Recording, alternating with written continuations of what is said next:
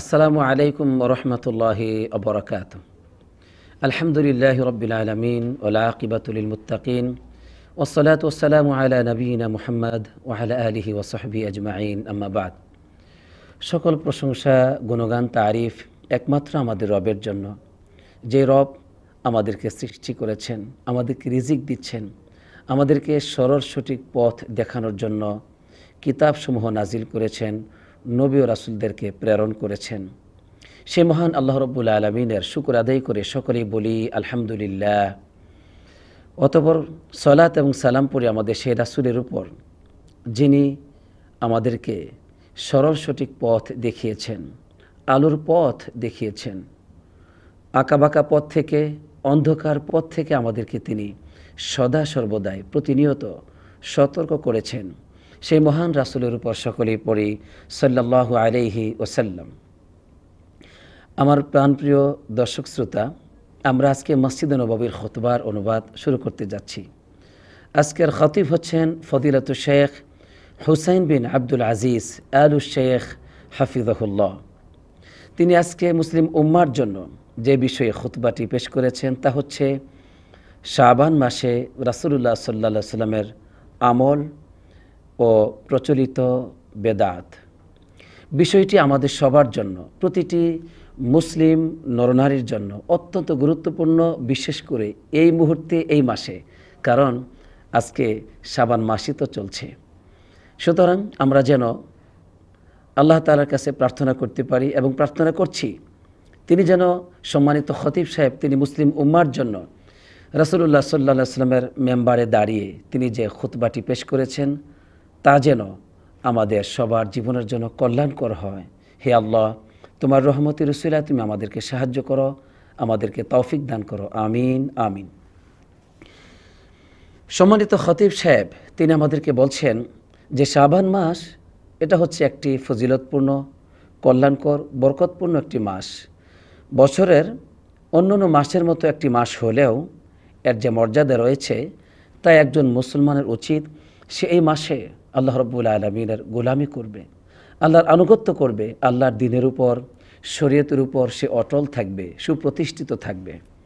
এ কথা বলার পরে তিনি আমাদেরকে কোরআনুল কারীমের একটি আয়াতে কারিমে তেলাওয়াত করে সুন্দর করে নসিহত করছেন, যে আয়াতে কারিমার মধ্যে আল্লাহ রব্বুল আলামিন আমাদেরকে তাকে ভয় করতে বলছেন ইয়া আইয়ুহাল্লাযীনা আমানুত্তাকুল্লাহা হাক্কা তুকাতিহি ওয়া লা তামুতুন্না ইল্লা ওয়া আনতুম মুসলিমুন। হে বিশ্বাসীগণ, তোমরা আল্লাহ তাআলাকে ভয় করো, যথাযথ ভয়। ওয়া লা তামুতুন্না, তোমরা মৃত্যুবরণ করো না পূর্ণাঙ্গ রূপে আত্মসমর্পণ করা ব্যতীত। অর্থাৎ আমরা যেন কেউ মারা না যাই, আল্লাহর কাছে পরিপূর্ণভাবে আত্মসমর্পণ না করে, আল্লাহর পরিপূর্ণ একজন গোলাম না হয়ে আমরা যেন মারা না যাই, সেই নসিহত আল্লাহ রব্বুল আলামিন আমাদেরকে করছেন। হে আল্লাহ, তুমি আমাদের সবাইকে তোমার গোলাম হওয়ার তৌফিক দান করো, আমিন। এরপর সম্মানিত খতিব সাহেব তিনি আমাদেরকে ভালোবাসা দিয়ে, আমাদের কল্যাণ কামনা করে কত সুন্দর করে নসিহত করছেন। ইবাদাল্লাহ, হে আল্লাহর বান্দারা, ইগতানিমু আওকাতাকুম, তোমাদের সময়গুলিকে তোমরা মূল্যায়ন করো, গুরুত্ব দাও, আর ওয়াসারিউ ফিহা ইলা মারদাতিল্লাহি আযজা ওয়া জাল্লা, আর তোমরা তোমাদের সময়ের মধ্যে এক আল্লাহর দিকে দ্রুত গতিতে এগিয়ে যাও, আল্লাহর সন্তুষ্টির পথে তোমরা এগিয়ে যাও। এভাবে তিনি আমাদেরকে সময়কে মূল্যায়ন করতে বললেন, আল্লাহ তাআলার সন্তুষ্টির পথকে গ্রহণ করতে বললেন। এরপরে নবী করিম সাল্লাল্লাহু আলাইহি ওয়াসাল্লামের কি আমল ছিল ওই শাবান মাসে, সেই ব্যাপারে তিনি আমাদেরকে দিক নির্দেশনা দিয়েছেন। আম্মা জান আয়েশা সিদ্দিকা রাদিয়াল্লাহু তাআলা আনহা তিনি আমাদেরকে রাসূলুল্লাহ সাল্লাল্লাহু আলাইহি ওয়াসাল্লামের চরিত্র কী ছিল, এই শাবান মাসে তিনি কিভাবে তার রবের গোলামি করতেন, সেই ব্যাপারে তিনি আমাদেরকে বলছেন, মা রাআইতুহু রাসূলুল্লাহ সাল্লাল্লাহু আলাইহি ওয়াসাল্লাম আকসারা সিয়ামান মিনহু ফি শাবান। হাদিসটি বুখারী মুসলিমে এসেছে। আমি তো নবী করিম সাল্লাল্লাহু আলাইহি ওয়াসাল্লামকে শাবান মাসের চাইতে এত বেশি সিয়াম পালন করতে আর কখনো দেখি নাই। সুবহানাল্লাহ। অন্য হাদিসের মধ্যে এসেছে সহিহ মুসলিমে যে কানা রাসূলুল্লাহ সাল্লাল্লাহু আলাইহি ওয়াসাল্লাম ইয়াসুমু শাবানা ইল্লা কলিলান। আল্লাহ নবী সাল্লাল্লাহু আলাইহি ওয়াসাল্লাম শাবান মাসের মাত্র কয়েকটি দিন ব্যতীত পুরো মাসটাই তিনি সিয়াম পালন করেছেন। সুপ্রিয় দর্শক শ্রোতা, আমরা এই দুটো হাদিসের মাধ্যমে জানতে পারলাম যে আমাদের নবী সাল্লাল্লাহু আলাইহি সাল্লাম শাবান মাসে আল্লাহ রাব্বুল আলামিনের খুব বেশি করে ইবাদত করতেন। আর তার মধ্যে অন্যতম এবং সবচেয়ে গুরুত্বপূর্ণ যে ইবাদতটি ছিল, বিশেষ ইবাদত, তা হচ্ছে সিয়াম পালন করা শাবান মাসের প্রায় পুরো মাসটি কয়েকদিন ব্যতীত। আল্লাহ তাআলা যেন আমাদেরকে এই সুন্নাহর উপর আমল করার তৌফিক দান করেন, আমরা যেন এই সুন্নাহকে জীবিত করতে পারি, সেই প্রতিজ্ঞাবদ্ধ হওয়ার তৌফিক আল্লাহ তাআলা আমাদেরকে প্রতিটি দর্শক শ্রোতাকে করার তৌফিক দান করুক। আমিন আমিন। এরপর সম্মানিত খতিব সাহেব তিনি আমাদেরকে আরও কিছু আমলের ব্যাপারে নসিহত করলেন। বলছেন যে আমাদের পূর্বপুরুষগণ এই শাবান মাসকে তারা শাহরুল কুররা বলতেন, মানে কারীদের, যারা কোরআন তেলাওয়াতকারী, কোরআনের পাঠকদের মাস। এর মানে কোরআনের পাঠক যারা, তারা এই মাসে বেশি বেশি করে তারা কোরআন পাঠ করবে, কারণ রমজানে যাতে করে তারা আরও বেশি করে কোরআন তেলাওয়াত করতে পারে, এই জন্য অভ্যাস গড়ে তোলেন তারা। এটা ছিল আমাদের পূর্বপুরুষদের একটি অন্যতম চরিত্র। সুবহানাল্লাহ। এরপর সম্মানিত খতিব সাহেব তিনি আমাদেরকে ভালোবেসে আমাদের জন্য একটা দোয়া দিয়েছেন। বলেছেন যে ফাআকসিরু রাহিমাকুমুল্লাহ, হে আল্লাহর বান্দারা, তোমাদের উপর আল্লাহ তাআলা দয়া করুক, অনুগ্রহ করুক, তোমরা বেশি করে এই মাসে আল্লাহ তাআলার আনুগত্য করো, বিভিন্ন রকম ইবাদত দিয়ে আল্লাহ তাআলার নিকটবর্তী হয়ে যাও এবং তোমরা প্রাণান্তকর প্রচেষ্টা চালাও। কোরআন এবং সুন্নাহ তোমাদেরকে যেসব কাজে উদ্বুদ্ধ করেছে, যেমন তোমরা তো সিয়াম পালন করবেই, সেই সাথে তোমরা সালাত আদায় করো, বাইতুল্লাহর উমরা পালন করো, সদকা করো, মানুষের প্রতি ইহসান করো, বেশি বেশি করে আল্লাহর জিকির করো, সেই সাথে তো কোরআন তেলাওয়াত করবই। এমনকি ওমিনাল আফআল আল্লাতি ফিহা আন নাফআ লিল মুসলিমিন ওয়া তাকাররুবা লিরাব্বিল আলামিন, ওই সকল কাজগুলো তোমরা করো যে সকল ভালো কাজ করলে মুসলমানদের কল্যাণ হয়। সুবহানাল্লাহ। এবং আল্লাহ রাব্বুল আলামিনের নিকটবর্তী হওয়া যায়। তাহলে আল্লাহ রাব্বুল আলামিনের নিকটবর্তী হওয়া যায় এমন সকল কাজগুলো যেন আমরা করতে পারি, আর মুসলমানদের কল্যাণ হয় এরকম কাজ যেন আমরা বেশি করে করি। এই কথাই, এই নসিহত তিনি আমাদেরকে করেছেন। কতই না উত্তম নসিহত, আলহামদুলিল্লাহ। এরপরে সম্মানিত খতিব সাহেব তিনি রাসূলুল্লাহ সাল্লাল্লাহু আলাইহি ওয়াসাল্লামের একটি হাদিস আমাদেরকে জানিয়েছেন, যে হাদিসের মধ্যে আল্লাহ নবী সাল্লাল্লাহু আলাইহি ওয়াসাল্লাম তিনি আমাদেরকে একটি গভীর থেকে গভীর তথ্য দিচ্ছেন। তিনি এত বেশি সিয়াম কেন পালন করতেন এই শাবান মাসে, যা মুসনাদে আহমদে এসেছে 21753 নম্বর হাদিস। উসামা বিন যায়েদ রাদিয়াল্লাহু তাআলা আনহু তিনি বলছেন, আমি রাসূলুল্লাহ সাল্লাল্লাহু আলাইহি ওয়াসাল্লামকে বললাম, হে আল্লাহ রাসূল সাল্লাল্লাহু আলাইহি ওয়াসাল্লাম, আপনাকে তো শাবান মাসে এত বেশি সিয়াম পালন করতে দেখি, অন্য কোনো মাসে তো আমি এমনটি দেখিনি আপনাকে, ব্যাপারটা কি? আল্লাহ রাসূল সাল্লাল্লাহু আলাইহি ওয়াসাল্লাম তখন বললেন যে যাকা শাহরুন ইয়াগফুলুন নাস আনহু, এই শাবান মাস এমন একটি মাস যেই মাসে অধিকাংশ মানুষ উদাসীন হয়ে যায়। আল্লাহ রাব্বুল আলামিনের গোলামির ব্যাপারে তাদের কোনো ভ্রুক্ষেপ থাকে না, তারা অমনোযোগী হয়ে যায়, উদাসীন হয়ে যায়। যেই শাবান মাস হচ্ছে বাইনা রজব ও রমাদান, রমজানের এবং রজব মাসের মধ্যখানে। কারণ একটা কথা আমরা বলতে পারি যে সামনে তো রমজান মাস আসতেছে, এখন কিছুটা একটু উদাসীনভাবে জীবনযাপন না হয় আমরা করলাম, এটা স্বাভাবিক সব মানুষের চরিত্র হয়ে দাঁড়ায়। এই জন্য রাসূলুল্লাহ সাল্লাল্লাহু আলাইহি ওয়াসাল্লাম বলছেন যে এই যে শাবান মাস, এই মাসে অধিকাংশ মানুষ উদাসীন থাকে, গাফেল থাকে, এই জন্য আমি এই মাসে সিয়াম পালন করি। আর এটা হচ্ছে এমন একটি মাস যেই মাসে তুরফাউ ফীহিল আমাল ইলা রাব্বিল আলামিন, মানুষের বান্দাদের আমলগুলোকে আল্লাহর কাছে পেশ করা হয়। সুবহানাল্লাহ।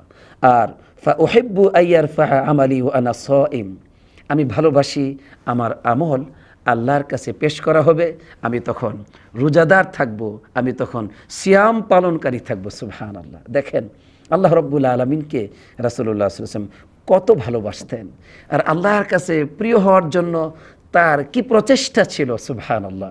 আমরা তো সেই মহান নবীর উম্মত, আমরা কি সেটা চিন্তা করি? আমাদের জীবনের কি লক্ষ্যবস্তু এমনটি যে কি কাজ করলে আল্লাহ তাআলা ভালোবাসবেন, কিভাবে বেশি করে আল্লাহ নিকটবর্তী হওয়া যায়, সেই চিন্তা কিন্তু আমাদের অধিকাংশ মানুষের নেই। আল্লাহ যেন আমাদেরকে এমনটি করার তৌফিক দান করেন। আমরাও চাই আমাদের আমলগুলো আল্লাহর কাছে পেশ করা হবে, বিশেষভাবে এই শাবান মাসে আমরা তখন রোজাদার থাকব, আল্লাহ তাআলা আমাদেরকে সেই তৌফিক দান করুক, আমিন আমিন। সুপ্রিয় দর্শক শ্রোতা, শাবান মাসের ব্যাপারে একটা হাদিস এসেছে, আল্লাহ রাসূল সাল্লাল্লাহু আলাইহি ওয়াসাল্লাম বলেছেন, ইদান তাসাফা শাবান ফালা তাসুমু, যখন শাবান মাসের অর্ধ সময়ে উপনীত হয়ে যায় তখন তোমরা সিয়াম পালন করিও না। তো এই যে হাদিসটি, এই হাদিসের ব্যাপারে আসলেই কি বক্তব্য হতে পারে? সম্মানিত খতিব সাহেব বলছেন, অধিকাংশ উলামায়ে কেরামগণ, হাদিস বিশারদগণ হাদিসটাকে দুর্বল বলেছেন। আসলে এই হাদিসের সনদ এবং মতনের উভয় দিক থেকে হাদিসটি দুর্বল। শাবান মাসের অর্ধ রজনী আসলে পরে আমরা ইবাদত, বিশেষ করে এই সিয়াম পালন বন্ধ করে দিব, ব্যাপারটি এমনটি নয়। এরপরে বলেন, যদিও হাদিসটাকে সহি গ্রহণ করা হয়, তারপরেও এটা হচ্ছে ওই ব্যক্তির জন্য যেই ব্যক্তি আসলেই এই শাবান মাসের অর্ধেকের পরে গিয়ে সে সিয়াম পালন করে। কেন পালন করে? কারণ কখন জানি রোজা চলে আসে, কখন জানি রমজান মাস চলে আসে, আমরা তো জানতে পারবো না, যাতে করে আমার রোজার কোনো ক্ষতি না হয়, কমতি না হয়, এখন থেকে সে রোজা পালন শুরু করে দেয়। এই যে একটা সতর্কতা অবলম্বন বশত করে, আসলে ইসলাম এটা পছন্দ করে না। কারণ ইসলাম পছন্দ করে চাঁদ দেখে আপনি সিয়াম পালন করবেন, চাঁদ দেখে ঈদ করবেন, রোজা ভেঙে ফেলবেন, এটি হচ্ছে ইসলামের বিধান। তো যে ব্যক্তি এরকমভাবে সে এমনটি করতে চায় যে যেহেতু সিয়ামের সময় আসতেছে, রমজান মাস আসতেছে, কখন জানি চলে আসে, আমি এখন থেকে শুরু করি, তো এই ব্যক্তির জন্য আসলে নিষিদ্ধ যে শাবান মাসের যখন অর্ধ রজনীর চলে আসবে, অর্ধ সময় চলে আসবে, তখন আর রোজা পালন করে না। তো এই ব্যাপারে একটা ব্যাখ্যা দিয়েছেন, যেহেতু এটা অনেক জায়গায় পরিচিত বিষয়টি।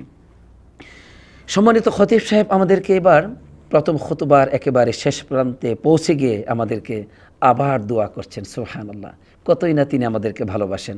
বলছেন, ফাসারিউ রাহাকুমুল্লাহ ইলাস সালিহাত, হে আল্লাহর বান্দারা, তোমরা আল্লাহর আনুগত্যের দিকে দ্রুত গতিতে এগিয়ে যাও। রাহাকুমুল্লাহ, আল্লাহ তাআলা তোমাদেরকে হেফাজত করুক, বলুন আমিন। হে আল্লাহ, আমাদেরকে তুমি হেফাজত করো, আমিন। এরপরে বলছেন, আবার বলছেন, দেখেন আমাদেরকে কত মায়া করেন তিনি, ওয়াগতানিমুল আওকাত বিফিইলিল কুরবাত, তোমরা বিভিন্ন রকম আল্লাহর আনুগত্য হয়, আল্লাহর নিকটবর্তী হওয়া যায় এমন সব আমল দিয়ে তোমরা সময়গুলিকে খুব বেশি করে মূল্যায়ন করো। মাশাআল্লাহ, কত চমৎকার কথা। এরপরে বললেন, আল্লাহ তাআলার কোরআনুল কারীম তেলাওয়াত করে নসিহত করে যে আল্লাহ রাব্বুল আলামিন বলছেন, ওয়াসারিউ ইলা মাগফিরাতিম মির রাব্বিকুম ওয়া জান্নাতিন আরদুহাস সামাওয়াতু ওয়াল আরদু উইদ্দাত লিল মুত্তাকিন, তোমরা, আল্লাহ তাআলা বলছেন, তোমরা আল্লাহর ক্ষমার দিকে দ্রুত গতিতে এগিয়ে যাও এবং জান্নাতিন, জান্নাতের দিকেও তোমরা দ্রুত গতিতে এগিয়ে চলো। কেমন জান্নাত? যেই জান্নাতের প্রশস্ততা, পরিধি হচ্ছে এত ব্যাপক যা আকাশ এবং জমিন বিস্তৃত, এক বিশাল জান্নাতের দিকে তোমরা দ্রুত গতিতে এগিয়ে যাও। সুবহানাল্লাহ, আল্লাহ তাআলা আমাদেরকে ডাকছেন আমরা যেন ছুটাছুটি করি দুনিয়াতে, সদা সর্বদাই আল্লাহর ক্ষমার দিকে। কি করলে পরে আল্লাহ তাআলা ক্ষমা করবেন, কি করলে পরে জান্নাতে যাওয়া যাবে, এই পথে যেন আমরা ছুটাছুটি করি, এমনটি আল্লাহ তাআলা আমাদেরকে বলেছেন। তাই সম্মানিত খতিব সাহেব বলছেন, হে আল্লাহর বান্দারা, তোমাদেরকে আল্লাহ তাআলা হেফাজত করুক, দ্রুত গতিতে এগিয়ে যাও, তোমরা সময়কে মূল্যায়ন করো, সৎ আমলের দিকে তোমরা এগিয়ে যাও। এভাবে করে তিনি আমাদের জন্য কল্যাণ কামনা করেছেন আর সুন্দর সুন্দর নসিহত করেছেন। হে আল্লাহ, ইমাম সাহেব আমাদের জন্য যা নসিহত করেছেন তার উপর আমাদেরকে আমল করা তৌফিক দান করো, আমিন। এখানেই প্রথম খুতবাটি শেষ করেছেন। দ্বিতীয় খুতবা সম্মানিত খতিব সাহেব তিনি আমাদেরকে সামাজিক যে বেদাত রয়েছে আমাদের সমাজে, এই ব্যাপারে তিনি আমাদেরকে দিক নির্দেশনা দিয়েছেন, নসিহত করেছেন। তিনি বলেছেন, ইসলামের সুমহান মূলনীতির মধ্যে অন্যতম একটি মূলনীতি হচ্ছে বেদাত হচ্ছে হারাম, বেদাত হচ্ছে হারাম। বেদাত মানে কি? নতুন করে কোনো আমল আবিষ্কার করা ইসলামের নাম দিয়ে, যা রাসূলুল্লাহ সাল্লাল্লাহু আলাইহি ওয়াসাল্লাম দিয়ে যাননি, যার উপর সাহাবায়ে কেরামগণ আমল করেননি, এমন কোনো নতুন আবিষ্কৃত আমল ইসলামের নাম দিয়ে, ইবাদতের নাম দিয়ে করাটি হচ্ছে বেদাত। এই বেদাত আমাদের ইসলামে একেবারে হারাম, নিষিদ্ধ, গুনাহের কাজ। আমাদের ইবাদতের ক্ষেত্রে কোরআন এবং সুন্নাহর যে নির্দেশিকা, তা হচ্ছে আমরা আল্লাহ তাআলার নির্দেশিত পথেই আল্লাহর গোলামি করব আর রাসূলুল্লাহ সাল্লাল্লাহু আলাইহি ওয়াসাল্লামের দেখানো পথেই আমরা আল্লাহর ইবাদত করব। এটাই হচ্ছে শরীয়তের পথ নির্দেশনা। এরপর আবার তিনি আমাদের জন্য দোয়া করছেন যে ওয়াফাকাকুমুল্লাহ, তোমাদেরকে আল্লাহ তাআলা তৌফিক দান করুক। এরপরে নসিহত করছেন যে আলামু, তোমরা জেনে রাখো, আন্না তাখসিসা লাইলাতিন নিসফি মিন শাবান বিসিয়ামি কিয়ামিন বিসসালাতি কিয়ামিন ও তাখসিসি ইয়াউমিহা বিসিয়ামিন ফাযালিকা আমরুন লাম ইয়াকুম আলাইহি দালিলুন মু'তাবারুন মিনাশ শারঈ। এই যে লাইলাতুন নিসফি মিন শাবান, শাবানের যে অর্ধ রজনী, এই অর্ধ রজনীকে জেনে রাখো মুসলমানগণ, শাবানের অর্ধ রজনীকে বিশেষভাবে এই রাত্রকে উদযাপন করা সালাত আদায়ের মাধ্যমে এবং এর দিনকে বিশেষভাবে সিয়াম পালন করার মাধ্যমে উদযাপন করা, এটা শরীয়তের কোনো নির্ভরযোগ্য দলিল দ্বারা সুপ্রতিষ্ঠিত নয়, পরিষ্কারভাবে জানিয়ে দিলেন। এরপরে বলছেন এই ব্যাপারে সমস্ত মুহাক্কিক উলামায়ে কেরামগণ, ফিকাহ শাস্ত্রবিদগণ তারা একমত যে এই শাবানের এই অর্ধ রজনীকে বিশেষভাবে, শুধুমাত্র এই রাতকে বিশেষভাবে সালাত আদায়ের মাধ্যমে উদযাপন করা, এর পরের দিনকে রোজা দিয়ে উদযাপন করা, এটা সমস্ত ফিকাহ শাস্ত্রবিদগণ বেদাত বলেছেন। এটা হচ্ছে ইমাম সাহেব পরিষ্কারভাবে রাসূলুল্লাহ সাল্লাল্লাহু আলাইহি ওয়াসাল্লাম মেম্বার থেকে আমাদেরকে এই বিষয়টি জানিয়ে দিলেন। এরপরে বললেন কোনো মুহাদ্দিসিন কেরাম একটা হাদিসকে তারা হাসান বলে থাকেন। সেই হাদিসটা হচ্ছে এই যে আল্লাহ রাব্বুল আলামিন তিনি লাইলাতুন নিসফি মিন শাবান, শাবানের অর্ধ রজনীতে তিনি বান্দাদের দিকে তাকান, অতঃপর ইয়াগফিরু লি আহলিল আরদি, পৃথিবীর সব মানুষকে আল্লাহ ক্ষমা করে দেন তার বান্দাদেরকে। তবে দুই শ্রেণীর মানুষকে আল্লাহ ক্ষমা করেন না। এক শ্রেণী হচ্ছে যারা আল্লাহর সাথে শিরিক করে, দুই যারা মুসলমানদের সাথে শত্রুতা অবলম্বন করে, অর্থাৎ একজন মুসলমান আরেকজন মুসলমানের সাথে সে শত্রুতা হিংসা বিদ্বেষ রাখে, এই ব্যক্তিকে আল্লাহ রাব্বুল আলামিন ক্ষমা করেন না। তো সম্মানিত খতিব সাহেব বলছেন এই হাদিসটার ব্যাপারে কোনো মুহাদ্দিসিন কেরাম এটাকে প্রমাণ করেছেন, হাসান বলেছেন। যদিও এই হাদিসটাকে সহিহ বলাও হয়, এর মানে তারপরেও লাইসা ফিহি মা ইউফিদু তাখসিসুহা বিইবাদিহি, এই রাত্রকে বিশেষভাবে ইবাদত করতে হবে অন্য রাত্রের তুলনায়, অন্য দিনের তুলনায় এই রাত্রকে বিশেষভাবে ইবাদত করে কাটিয়ে দিতে হবে, এই বিষয়টি কিন্তু স্পষ্ট হয়নি, এটা দ্বারা এ হাদিস দ্বারা প্রমাণিত হয়নি। সুতরাং পরিষ্কারভাবে শাবানের এই 15 তারিখের এই সময়কে, এই রাত্রকে, এই দিনকে বিশেষভাবে ইবাদতে উদযাপন করা, যেটা আমাদের সমাজে ব্যাপকভাবে প্রচার লাভ করেছে, এটা বেদাত, এমনটি আমাদের পূর্বপুরুষগণ একমত। এরপরে বললেন যে এই শাবান মাসকে লক্ষ্য করে অনেকেই আবার কখনো বিভিন্ন রকম মাহফিলের আয়োজন করে এবং সেখানে খানার আয়োজন করে, বলে যে এটা হলো শাবানা, এটা শাবান মাসের একটা আয়োজন। তো এগুলো দ্বারা যদি ইবাদতের উদ্দেশ্য করা হয়, সম্মানিত খতিব সাহেব বলছেন, তাহলে এটা জায়েজ নাই, এটাও বেদাতুন মুনকারাতুন। সুতরাং প্রচলিত এই সমস্ত বেদাত থেকে আল্লাহ আমাদেরকে হেফাজত করুক, আমিন।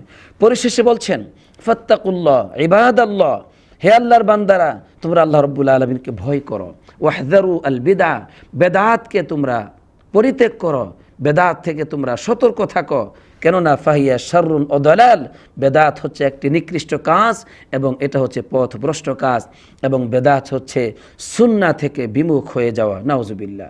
অথচ যেই সুন্নাহ ব্যতীত কোনো ইবাদত আল্লাহ রাব্বুল আলামিন কবুল করবেন না। এখানে তিনি দ্বিতীয় খুতবাটির সমাপ্তি ঘটিয়েছেন।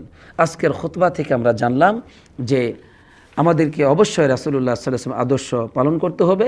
শাবান মাসে নবীজির বিশেষ আদর্শ ছিল শাবানের অধিকাংশ দিনগুলিতে তিনি রোজা রেখেছিলেন।